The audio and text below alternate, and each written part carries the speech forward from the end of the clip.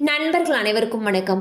இன்னைக்கு நம்ம இந்த வீடியோல தமிழகம் முழுவதும் குடும்ப அட்டைதாரர்களுக்கு மிக முக்கியமான புதிய தகவல் ஒன்று வெளியாகி இருக்கு. ஸோ அதை பத்தி தான் இப்ப நம்ம பார்க்க போறோம். தமிழ்நாட்டில் பொங்கல் பண்டிகையானது உழவர்கள் திருநாளாக கொண்டாடப்பட்டு வருகிறது.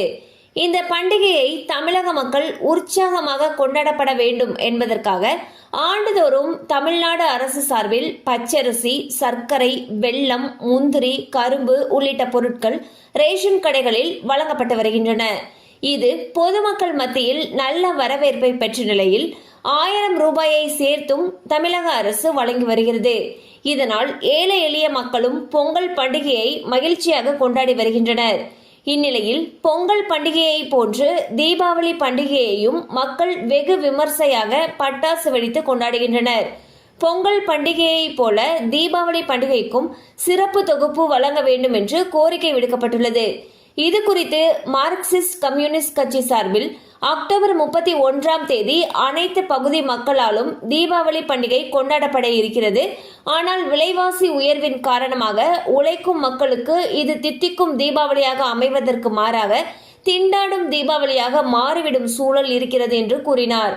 மேலும் தொழிலாளர்களும் விவசாய கூலி தொழிலாளர்களும் சிறு குறு விவசாயிகளும் தீபாவளி பண்டிகையை மகிழ்ச்சியோடு கொண்டாட முடியாத அளவிற்கு நாடு முழுவதும் அனைத்து உணவுப் பொருட்களுடைய விலையும் கடுமையாக உயர்ந்துள்ளது என்றும் கூறினார். எனவே தமிழ்நாட்டில் சுமார் 7 கோடி பேர்களை உள்ளடக்கிய 2.25 கோடி குடும்பங்களுக்கு ரேஷன் கடைகளே ஆதாரமாக இருக்கின்றன. இதனை கணக்கில் கொண்டு தீபாவளியை எதிர்கொள்வதற்கும் ரேஷன் கடைகள் வழியாக அனைத்து பகுதி மக்களுக்கும் தேவையான பொருட்களை வழங்குவது பொருத்தமாக இருக்கும் என்றும் கூறினார்.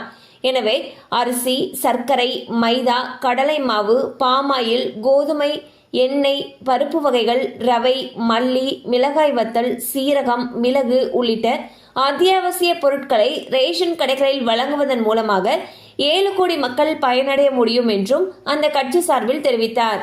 இது தொடர்பாக முதலமைச்சர் திரு மு.க. ஸ்டாலின் அவர்கள் கவனத்திற்கு கொண்டு செல்லப்பட்டுள்ள நிலையில் அக்டோபர் 8 நடைபெற உள்ள அமைச்சரவை கூட்டத்தில் தீபாவளி தொகுப்பாக மைதா, ரவை, பாமாயில் உள்ளிட்ட பொருட்கள் வழங்குவது தொடர்பாக ஆலோசனை மேற்கொள்ளப்படும் எனவும் தகவல்கள் வெளியாகியுள்ளன.